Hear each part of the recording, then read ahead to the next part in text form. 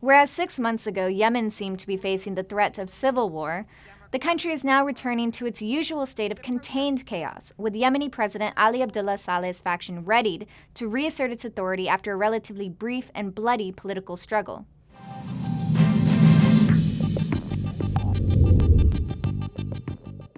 When Yemeni President Ali Abdullah Saleh traveled to Riyadh to sign a GCC deal that would transfer his powers to his vice president and allow for early presidential elections, he did so from a position of strength.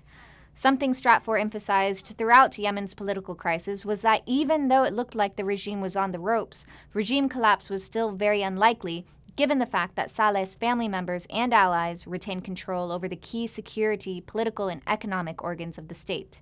Even though Saleh will be formally stepping down as president and elections will likely be held February 21st as planned, the political transition in Yemen in no way constitutes true regime change.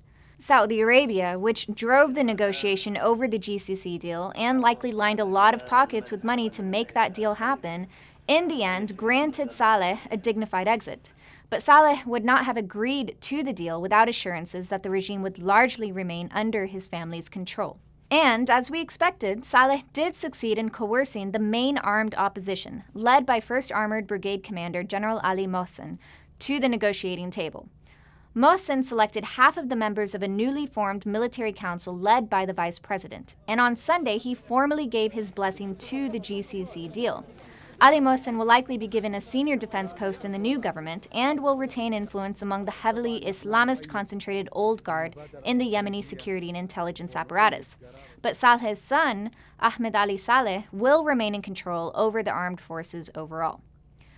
The political opposition, embodied by the Joint Meetings Party coalition, has also signed on to the deal and is readying itself to compete in the upcoming election. The youth opposition were completely sidelined from the GCC deal. They're the ones that are out on the streets protesting out of desperation. But there really isn't much this faction can do alone to stop it. They're a minor player and they don't have much power. So, Yemen has essentially 4 leaders at the moment. President Saleh, who will remain the president of the ruling General People's Congress Party, Ahmed Ali Saleh, the president's son and head of Republican Guard and Special Forces, Vice President Hadi, and lastly, Ali Mohsen.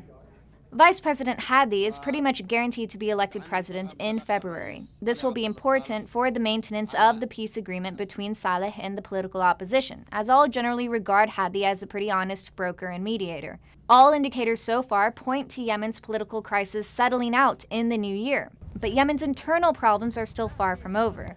The country is still staggering economically and is extremely dependent on Saudi Arabia for its economic survival. Saudi Arabia has already pledged to finance whatever Yemen needs to hold itself together so as to avoid a bigger crisis on the Arabian Peninsula. At the same time, a number of militant factions have benefited from Yemen's political distractions and will continue to challenge Sana's authority. Al-Qaeda in the Arabian Peninsula has been strengthening its foothold in the south and elsewhere, while in the north, Houthi rebels are being locked in a battle with Salafists and trying to consolidate their recent territorial gains. Saudi maneuvering and financing through tribes can be seen on multiple sides of these conflicts, creating a complicated situation overall, but the overall aim of Riyadh in the coming year will be to ensure that instability in Yemen doesn't spill over its borders in the Arabian Peninsula when Saudi Arabia has much bigger issues, like Iran, to worry about.